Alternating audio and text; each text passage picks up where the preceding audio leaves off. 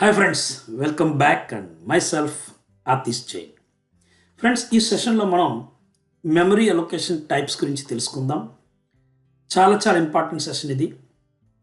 And ఈ session వల్ల మీకు వచ్చే బెనిఫిట్స్ ఏంటంటే, మెమరీ అలొకేషన్ గురించి మీరు తెలుసుకుంటేనే మీకు ఏంటంటే డైనమిక్ మెమరీ అలొకేషన్ గురించి తెలుస్తుంది. అండ్ డైనమిక్ మెమరీ అలొకేషన్ అంటే ఏంటో తెలిస్తేనే రేపు ఫ్యూచర్లో మీరు డేటా స్ట్రక్చర్స్ అవి నేర్చుకోవాలనుకున్నా మీకు ఈరోజు చెప్పే టాపిక్ ఏంటంటే మీకు ఫౌండేషన్ కింద ఉపయోగపడుతుంది. ఫ్రెండ్స్, వీడియో కొంచెం లెంగ్తీ అవ్వచ్చు, బట్ చివరి వరకు ఖచ్చితంగా చూడండి. అండ్ ఫ్రెండ్స్, ఛానల్ని సబ్స్క్రైబ్ చేయకుండా వింటుంటే ప్లీజ్ ఛానల్ని సబ్స్క్రైబ్ చేసి పక్కన ఉన్న బెల్ ఐకాన్ని క్లిక్ చేయండి. సో నేను మీకు ఏంటంటే మెమరీ అలొకేషన్ టైప్స్ గురించి, దాంట్లో స్టాటిక్ మెమరీ అలొకేషన్ అలాగే డైనమిక్ మెమరీ అలొకేషన్ గురించి ఎక్స్ప్లెయిన్ చేసుకుంటూ వెళ్తాం. ఫ్రెండ్స్, మీరు రాసే ప్రోగ్రాంలో ఎన్ని స్టేట్మెంట్స్ ఉన్నా వాటిని మనం ఏంటంటే 2 కేటగిరీస్ కింద డివైడ్ చేయొచ్చు. మీకు 10 స్టేట్మెంట్స్ ఉండొచ్చు, 10,000 ఉండొచ్చు, 1 lakh ఉండొచ్చు. వాటిని 2 కేటగిరీస్ కింద మనం డివైడ్ చేయొచ్చు: declaration statements and action statements. Declaration statements అంటే ఈ వేరియబుల్స్ని డిక్లేర్ చేసే స్టేట్మెంట్స్ ఉంటాయి చూసారా, వాటిని మనం డిక్లరేషన్ స్టేట్మెంట్స్ అంటాం. Like integer X, character name, అట్లా డిక్లరేషన్ స్టేట్మెంట్స్ అంటాం. యాక్షన్ స్టేట్మెంట్స్ అంటే మీరు ఇన్పుట్ని రీడ్ చేయడం, రీడ్ చేసిన ఇన్పుట్ మీద క్యాలిక్యులేషన్స్ని పెర్ఫామ్ చేయడం, అదేవిధంగా అవుట్పుట్ని ప్రింట్ చేయడం, వాటిని మనం ఏంటంటే యాక్షన్ స్టేట్మెంట్స్ అని అనొచ్చు. ఫ్రెండ్స్, మెయిన్ ఇంపార్టెంట్ పాయింట్ తెలుసుకోవాల్సింది ఏంటంటే programming is nothing but group of instructions performing operations on data. అంతే కదా, చాలా బేసిక్ లెవెల్ డెఫినేషన్. ఆ డేటా అనేది అంటే ఒక ప్రోగ్రామ్కి సంబంధించిన డేటా అనేది ఉంటుంది చూసారా, అది మనకి మెమరీలో స్టోర్ అవడం అనేది జరుగుతుంది. And memory allocation is very important for storing data. That's nothing but values into variables. And this memory allocation is done either before or after the program execution. Means ఈ memory allocation అనేది program ఎగ్జిక్యూషన్కి ముందు జరగచ్చు, లేదా program execution అయిన తర్వాత, means program run అవుతున్నప్పుడు కూడా జరగచ్చు. సో దీన్ని బేస్ చేసి అలొకేషన్ని 2 టైప్స్ కింద డివైడ్ చేయడం జరిగింది. ఒకటి static memory allocation and second ఏంటంటే dynamic memory allocation. Static memory అలొకేషన్ని మనం కంపైల్ టైమ్ మెమరీ అలొకేషన్ అని కూడా అంటాము. అదేవిధంగా డైనమిక్ మెమరీ అలొకేషన్ని రన్ టైమ్ మెమరీ అలొకేషన్ అని కూడా అంటాం. సో ఇది friends 2 types of memory allocations. అసలు స్టాటిక్ మెమరీ అలొకేషన్ అంటే ఏంటి?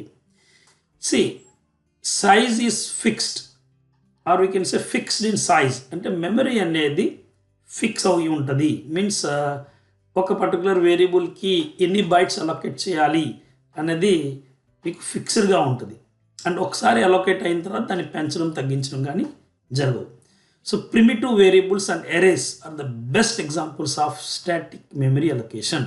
అంటే ఇప్పుడు వరకు మీరు ఎన్నైతే కనుక ప్రోగ్రామ్స్ని రాసుకుంటూ వచ్చారో సి లాంగ్వేజ్లో, ఆ ప్రోగ్రామ్స్లో డిక్లేర్ చేసిన వేరియబుల్స్ ఏవైతే ఉన్నాయో అవి ఆర్డినరీ వేరియబుల్స్ అవనివ్వండి, లేదా ఎరే వేరియబుల్స్ అవనివ్వండి, లేదా ఒక స్ట్రింగ్ అవనివ్వండి, అవన్నీ ఏంటంటే స్టాటిక్ మెమరీ అలొకేషన్కి ఎగ్జాంపుల్స్. ఎందుకంటే మీరు ప్రోగ్రామ్ని రాస్తున్నప్పుడే డిసైడ్ చేసుకోవాల్సి వస్తుంది అసలు ఎన్ని వేరియబుల్స్ కావాలి. అలాగే గ్రూప్ ఆఫ్ డేటాని రీడ్ చేయాలంటే మీరు ఎరేస్తో వర్క్ చేయాలి. ఎరేస్లో కూడా ఏంటంటే టోటల్గా ఎంత సైజ్ ఉండాలి అనేది ప్రోగ్రామ్ డిజైనింగ్ టైంలోనే, అంటే ప్రోగ్రామ్ రాస్తున్నప్పుడు డిసైడ్ చేస్తారు. అండ్ చాలామంది ఏమంటారంటే స్టాటిక్ మెమరీ అలొకేషన్ అంటే memory is allocated at the time of compilation. Friends, యాక్చువల్గా మనకి కంపైల్ టైంలో అలొకేట్ అవ్వదు. కంపైల్ టైంలో ఏమవుతుంది అంటే డిసైడ్ అవుతుంది. సో కంపైల్ టైంలో ఏ వేరియబుల్కి ఎంతెంత మెమరీ అలొకేట్ చేయాలని డిసైడ్ అయ్యి ఎగ్జిక్యూషన్ అవ్వకముందు మెమరీ అలొకేట్ చేయడం జరుగుతుంది. అంటే ఆ వేరియబుల్స్కి మెమరీలో స్పేస్ అనేది అలొకేట్ చేయడం జరుగుతుంది అన్నమాట. So memory is allocated for the declared variables by the compiler, అంటే దానికి అర్థం అదే. అండ్ ఈ వేరియబుల్స్ యొక్క అడ్రస్ని మనం యాంపర్సెంట్ ఆఫ్ ఆపరేటర్ ఉపయోగించి కావాలంటే ఒక పాయింటర్ వేరియబుల్కి అసైన్ చేయొచ్చు. సో స్టాటిక్ మెమరీ అలొకేషన్తో ఎప్పుడు వర్క్ చేస్తామంటే when the requirement is known at the time of development, means మనకి ఎగ్జాక్ట్లీ ఎంత మెమరీ అవసరమో మన ఈ సాఫ్ట్వేర్ డెవలప్ చేసేటప్పుడు ఆర్ ఒక అప్లికేషన్ రాసేటప్పుడు మనకి టోటల్గా ఎంత మెమరీ అవసరం అనేది ముందుగా తెలిస్తేనే స్టాటిక్ మెమరీ అలొకేషన్ అనేది ప్రిఫర్ చేయడం జరుగుతుంది. ఓకే, అండ్ అసలు మెమరీ ఎప్పుడు అలొకేట్ అవుతుంది? ఎప్పుడైతే కనుక మీకు ప్రోగ్రామ్ రన్ అయినప్పుడు కంట్రోల్ ఆ ఫంక్షన్ బ్లాక్లోకి ఎంటర్ అవుతుంది చూసారా, అప్పుడు మెమరీ అలొకేట్ చేయడం జరుగుతుంది. అండ్ కంట్రోల్ ఏంటంటే ఫంక్షన్ నుంచి బయటకు వచ్చినప్పుడు ఆ పర్టికులర్ వేరియబుల్కి అలొకేట్ చేసిన మెమరీ ఏదైతే ఉంటుందో అది రిమూవ్ చేయడం అనేది జరుగుతుంది. Means created at the time of function begins. అది మెయిన్ ఫంక్షన్ అవ్వచ్చు లేదా ఒక యూజర్ డిఫైన్ ఫంక్షన్ అవ్వచ్చు. ఎప్పుడైతే కంట్రోల్ ఆ బ్లాక్లో ఎంటర్ అవుతుందో అప్పుడు మెమరీ అలొకేట్ చేయడం జరుగుతుంది. అదేవిధంగా ఎప్పుడైతే కనుక కంట్రోల్ ఆ ఫంక్షన్ నుంచి బయటకు వస్తుందో అప్పుడు ఆ పర్టికులర్ వేరియబుల్ సంబంధించిన మెమరీ అనేది రిమూవ్ చేయడం జరుగుతుంది. ఫ్రెండ్స్, స్టాటిక్ మెమరీ అలొకేషన్తో వర్క్ చేసేటప్పుడు 2 మెయిన్ డిసడ్వాంటేజెస్ ఉన్నాయి. అవి ఏంటంటే ఐదర్ వేస్టేజ్ ఆర్ షార్టేజ్. అదేంటో చెప్తాను చూడండి. ఫ్రెండ్స్, మీరు ఒక నంబర్ని రీడ్ చేయాలనుకున్నారు. సో జస్ట్ ఎక్స్ అని ఒక వేరియబుల్ని తీసుకోండి. Means that is of integer type. ఒక హోల్ నెంబర్ని రీడ్ చేయాలనుకుంటే, ఒక డెసిమల్ నెంబర్ని రీడ్ చేయాలనుకుంటే డబుల్ డి అని చెప్పి ఒక వేరియబుల్ తీసుకున్నాను. ఇది simple primitive type declarations. Friends, నేను ఒక 100 స్టూడెంట్స్ ఒక యావరేజ్ మార్క్స్ని రీడ్ చేయాలనుకుంటున్నాను. సో ఇంటీజర్ ఏఆర్ ఆఫ్ 100 ఉంటాం. సరిపోయింది, బాగానే ఉంది. ఫ్రెండ్స్, ఇప్పుడు ఇంకొక సినారియో చూడండి. మనకి ముందుగా తెలీదు అసలు ఎంత మెమరీ అవసరమో అని చెప్పి. తెలియనప్పుడు ఏం చేస్తామంటే మనం ఒక ఎరేని డిక్లేర్ చేసి like integer A of highest size తీసుకుంటాం, లైక్ 1000 అని చెప్పి. ఆర్ ఏదైనా నెంబర్ తీసుకోవచ్చు మీరు, ప్రాబ్లం లేదు. ఇప్పుడు ఇక్కడ ఏంటంటే మనకి ఎగ్జాక్ట్ రిక్వైర్మెంట్ తెలియనప్పుడు మనం ప్రోగ్రామ్ రాసి enter how many elements you want to enter అంటాం. సో సపోజ్ యూజర్ ఏంటంటే 10 నంబర్స్ మాత్రమే ఎంటర్ చేశారు. ఇప్పుడు ఏమవుతుందంటే ఒక ఇంటీజర్ నెంబర్ వచ్చేటప్పటికి 4 బైట్స్ ఆక్యుపై చేస్తే టోటల్గా మెమరీ ఏంటంటే మీకు 4000 బైట్స్ అలొకేట్ అవుతుంది. బట్ మీరు దాంట్లో ఉపయోగించేది కేవలం 40 బైట్స్ మాత్రమే. అంటే there is a wastage of memory. అంటే ఎరేస్తో వర్క్ చేసేటప్పుడు ఎగ్జాక్ట్ రిక్వైర్మెంట్ మనకు తెలియనప్పుడు మనం ఏం చేస్తామంటే ఒక పెద్ద సైజ్ తీసుకుని ఎరేని డిక్లేర్ చేస్తాం. దాని తర్వాత ప్రోగ్రామ్ రన్ అవుతున్నప్పుడు నీకు ఎంత మెమరీ కావాలని అడిగి ప్రోగ్రామ్ని రన్ చేస్తాం. కానీ మీరు తెలుసుకోవాల్సింది ఏంటంటే ఆల్రెడీ మీకు మెమరీ అనేది అలొకేట్ అయిపోయింది. అండ్ మీరు ఉపయోగించకపోయినా అంత స్పేస్ అయితే మీ ప్రోగ్రామ్ నిమిత్తం రిజర్వ్ అయి ఉంది. మీరు తక్కువ స్పేస్ని యూజ్ చేస్తే వేస్ట్ చేస్తున్నట్టు అర్థం. అలాగే ఇంకో సినారియో ఎలా ఉండొచ్చు అంటే మీరు 1000 అని డిక్లేర్ చేశారు ఎరే సైజ్ని, కానీ మీకు ఏంటంటే 1200 ఎంటర్ చేయవలసిన అవసరం వచ్చింది. ఒక్కొక్కసారి అవ్వచ్చు అలాగా. ఎందుకు అవుతుంది, ఎలా అవుతుంది అంటే నేను నెక్స్ట్ స్లైడ్లో ఒక రియల్ లైఫ్ ఎగ్జాంపుల్ తీసుకుని ఎక్స్ప్లెయిన్ చేస్తాను. సో అప్పుడు ఏమవుతుందంటే మనకి షార్టేజ్ అవుతుంది. Is it clear? So static memory allocation అనేది మీకు ఎగ్జాక్ట్ రిక్వైర్మెంట్ తెలిసినప్పుడు ఓకే, కానీ అదర్వైజ్ ఏంటంటే ఐదర్ వేస్టేజ్ ప్రాబ్లం అవుతుంది లేదా షార్టేజ్ అవుతుంది. ఫ్రెండ్స్, మీరు మిమ్మల్ని ఒక సాఫ్ట్వేర్ డెవలపర్ కింద ఊహించుకోండి.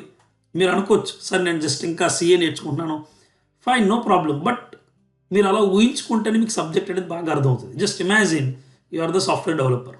ఓకే, మీకు ఒక రిక్వైర్మెంట్ వచ్చింది అంటే ఒక స్కూల్ ఏంటంటే వాళ్ళకి ఒక సాఫ్ట్వేర్ని తయారు చేయమని మీకు చెప్పింది, లేదా ఒక డిపార్ట్మెంటల్ స్టోర్ ఓనర్ మీకు వచ్చి ఒక సాఫ్ట్వేర్ని తయారు చేయమని చెప్పారు. సో ఫ్రెండ్స్, మీరు ప్రోగ్రామ్ రాయాలంటే ఫస్ట్ ఆఫ్ ఆల్ ఏం కావాలి? వేరియబుల్స్ కదా. సో మీరు వేరియబుల్స్ డిసైడ్ చేసుకుని వాటిని డిక్లేర్ చేస్తారు. నేను ఇప్పుడు మీకు ఒక క్వశ్చన్ అడుగుతాను, దానికి ఆన్సర్ చెప్పండి.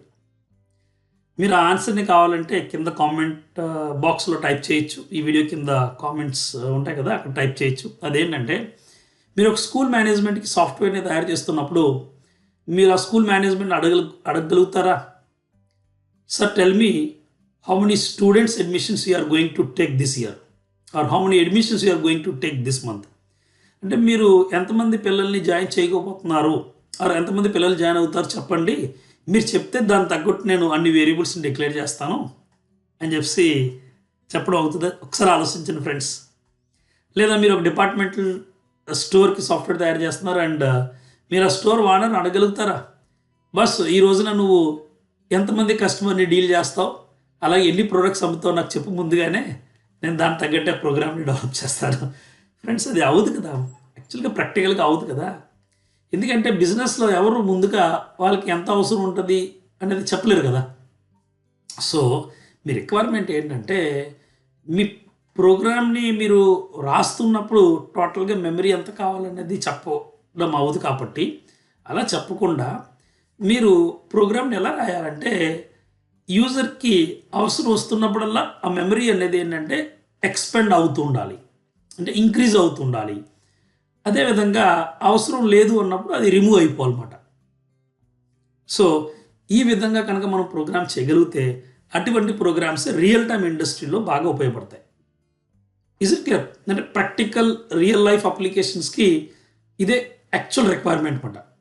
సో ఈ విధంగా ప్రోగ్రామ్ అవసరాన్ని బట్టి మెమరీ ఇంక్రీజ్ అండ్ డిక్రీజ్ అయ్యే ఫీచర్ని చూసారా, దాన్నే మనం ఏంటంటే డైనమిక్ మెమరీ అలొకేషన్ అంటాం. అండ్ ఇది యాక్చువల్గా the real need of dynamic memory allocation.